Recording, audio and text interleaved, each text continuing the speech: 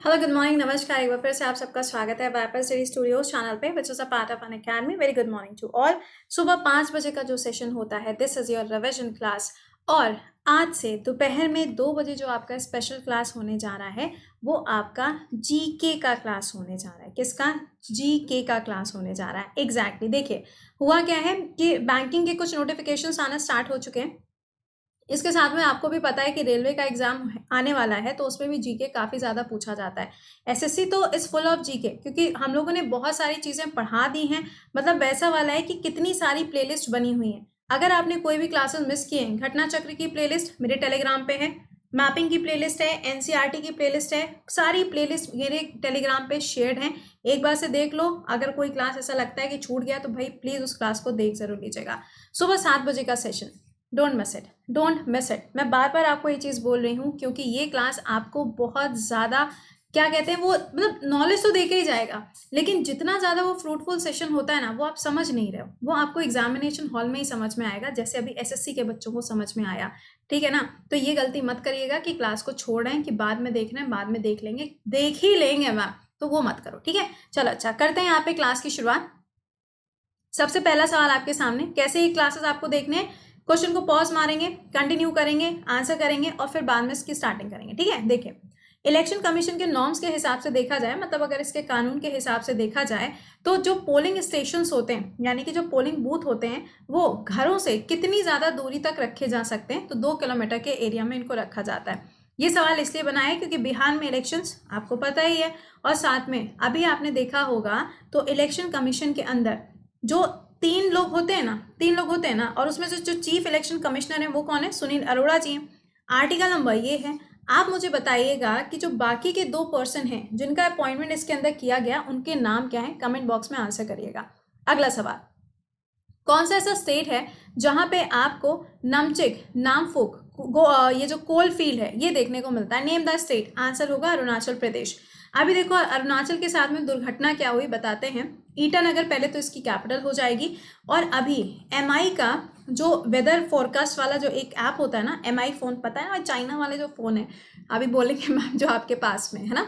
Okay, तो ये वाला जो फोन है ना, इसमें क्या हुआ था कि इनके ऐप पे अरुणाचल को ही गायब कर दिए थे। और ऐसे ही अभी हुआ था, ट्विटर ने भी ऐसे ही काम कर दिया था कि ले को मैप में से उड़ा दिया था। तो ये जो चीजें हो रही हैं आजकल, क्या कहें। अगले देखिए, अगले सवाल पे आते हैं। बताओ, is the capital of which of the following country. जो खतरनाक सी कैपिटल लिखी है ये कौन से खतरनाक सी कंट्री की कैपिटल है? ये बता दें कि अफ्रीका की है, तो इसका आंसर क्या हो जाएगा? Burkina Faso. अच्छा, एक चीज और ध्यान रखना, अफ्रीका की मैपिंग मैंने कवर कर दी है।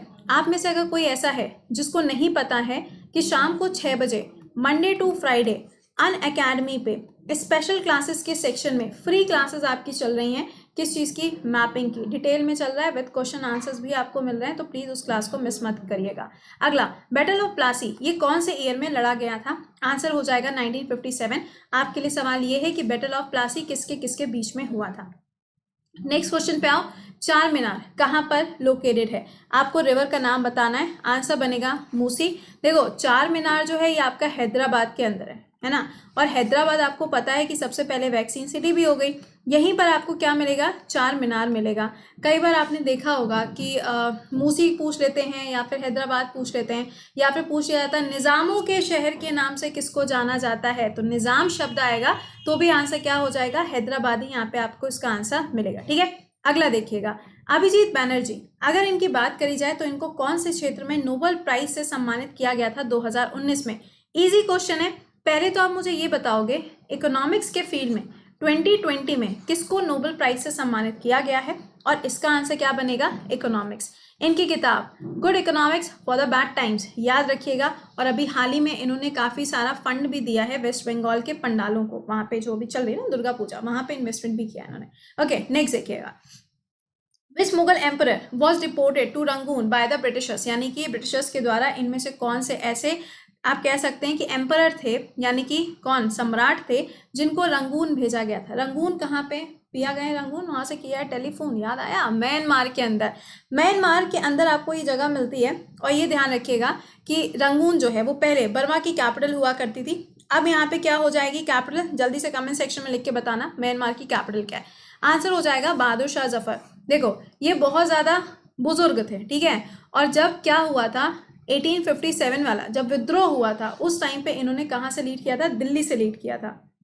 अगला सवाल, हम्पी कौन सा स्टेट में है? तो पहली चीज तो ये यूनेस्को की लिस्ट में आता है, दूसरा 50 रुपए के नोट पे है, तीसरा क्या हो जाएगा, ये कौन सी नदी के किनारे पर है? तो तुंगभद्रा नदी के किनारे आपको इसकी लोकेशन मिलती है। अब जो हम्पी है वो कौन सा स्टेट में है? तो ये आपको कर्नाटका के अंदर देखने को मिलेगा, ठीक है। नेक्स्ट क्वेश्चन पे आइए, विच of the following is the smallest cranial nerve in the humans के अंदर सबसे छोटी क्रेनियल नर्व कौन सी होती है? तो इसका आंसर क्या हो जाएगा यहाँ पे, ट्रैक्योर is the right answer. Next देखो पीएच वैल्यू, देखो पीएच वैल्यू जो है ना सलाइवे का बहुत ज़्यादा पूछा जाता है, तो ज़रा मुझे ये बताइएगा कि इसका पीएच वैल्यू क्या है। मैं आपको बस इतना बता दूं, ये स्लाइड एसिडिक होता है, थोड़ा सा ये एसिडिक होता है, यानी कि इसकी जो वैल्यू है वो 6 से 7 के बीच में। कितनी है वो आप मुझे बताएंगे, बताइएगा। जो ब्लू लिटमस पेपर होता है ये रेड में कन्वर्ट हो जाता है कब? तो देखो सिंपल सी बात है, अगर एसिडिक होगा तो ब्लू लिटमस पेपर जो है वो किस में कन्वर्ट हो जाएगा, रेड में हो जाएगा। और अगर दूसरा होगा यानी कि रेड से अगर ब्लू में होगा तो ऑब्वियस सी बात है कि वो कैसा होना चाहिए, बेसिक इन द नेचर होना चाहिए।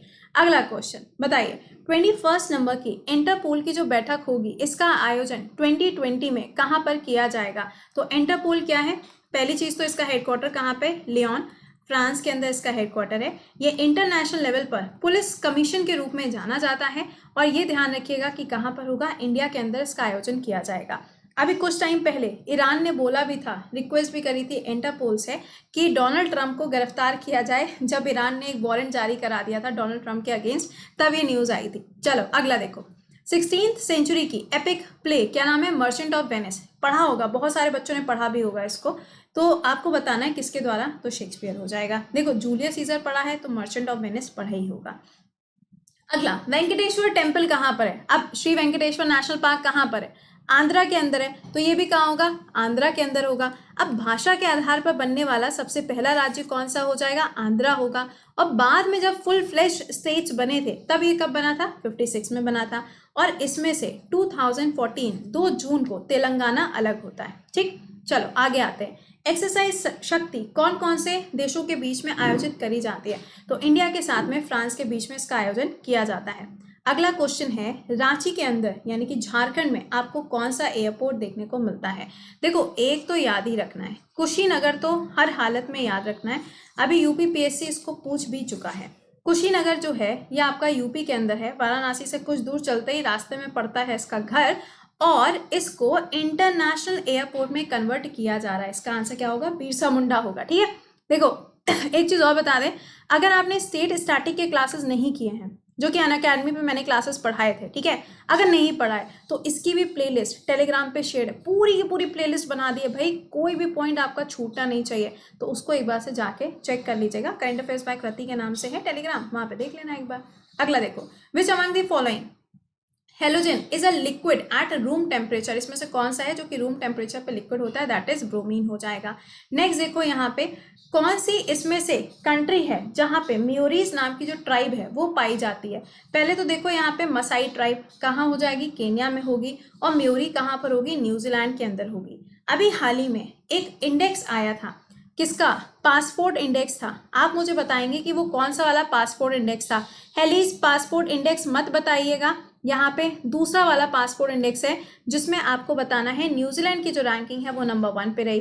अब इंडिया की रैंकिंग क्या थी और वो पासपोर्ट इंडेक्स का नाम क्या था? इतनी चीजें कमेंट सेक्शन में, जितने सवाल पूछा करें प्लीज उनको कमेंट सेक्शन में बताया करिए, जरूरी होता है, ठीक है। अगला, which of the following article states that there shall be a president of India in Indian constitution? तो इसका आंसर क्या हो जाएगा, इसका आंसर बनेगा आर्टिकल नंबर 52। ये क्या कहता है कि भारत के अंदर एक राष्ट्रपति होना चाहिए।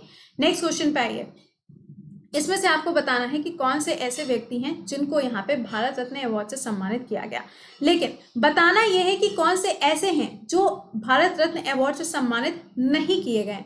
आंसर बनेगा महात्मा गांधी, इनको भारत रत्न अवार्ड से सम्मानित नहीं किया गया था। अभी लेटेस्ट में अगर पूछा जाएगा तो 13th नंबर के जो हमारे कौन थे, प्रेसिडेंट थे, कौन बताना पड़ेगा, तुम लोग बताओगे, प्रणब मुखर्जी जी भाई, उनको भी भारत रत्न अवार्ड से सम्मानित किया गया था, ठीक है। अगला देखिएगा, कौन सी इसमें से ऐसी ट्राइब है जो आपको ग्रीनलैंड और सर्बिया वाले एरिया में मिलती है? तो इसका आंसर क्या होगा, एस्किमो। वो देखा ना इग्लू बनाते हैं उसमें इस तरीके से होता है, कुछ ऐसा सा होता है, देखा होगा आपने, ऐसे करके बना होता है, ये इनका छोटा सा दरवाजा होता है, ये इनका घर होता है, बड़ा खूबसूरत सा, सोच रहे हैं यहीं पे कल से शिफ्ट होता है। ओके चलो, इतनी चीज़ें देख ली। अब बात करते हैं सुबह 7 बजे की क्लास के बारे में। 7 बजे का करंट अफेयर का क्लास आपकी लाइफ लाइन है, प्लीज़ डोंट मिस इट। बहुत सारी चीज़ें आपको मिलती हैं, स्टैटिक भी पढ़ा रहे हैं, उसमें आपका करंट अफेयर्स भी चल रहा है, एसएससी के जो सवाल आए थे वो भी आपको पढ़ा रहे हैं। और इसके साथ में एक चीज़ और बता दें आपको, 10:30 पे आपका क्लास होता है यूट्यूब का, वहाँ पे भी एमसीक्यू चल रहे हैं, बट दोपहर में 2 बजे आपका जीके का सेक्शन चल रहा है। चाहे बैंकिंग वाले हो, एनडीए हो, सीडीएस हो, एसएससी हो, रेलवे हो, एनी एग्जाम, दिल्ली पुलिस है, यूपीएसआई है, सबके लिए जीके इज़ वेरी इंपॉर्टेंट, इसको मिस मत करना, ठीक है। फिर क्या है यहाँ पर, शाम को 6 बजे आपकी मैपिंग अनअकैडमी पे। तो ये जो क्लासेस हैं आपके अनअकैडमी पे चल रहे हैं। अभी तक अगर यूपीएससी बैच ज्वाइन नहीं किया है, ज्वाइन कर लीजिएगा। अगर आप प्रिपरेशन कर रहे हो, कोड विल बी कृति10। और एसएससी बैच अगर ज्वाइन करना चाहते हैं या फिर दिल्ली पुलिस और यूपीएसआई के लिए बैच ज्वाइन करना चाहते हो, then also you can join this batch, code वही रहेगा कृति10। या किसी भी बैच को आप ज्वाइन करना चाहते हो तो आप ज्वाइन कर सकते हो, कोड आप कृति10 यूज कर सकते हो, 10% ऑफ आपको तब भी मिलेगा, ठीक है। चलिए मिलते हैं 7 बजे के सेशन में, टिल देन खुश रहिए, मुस्कुराते रहिए, बाय बाय।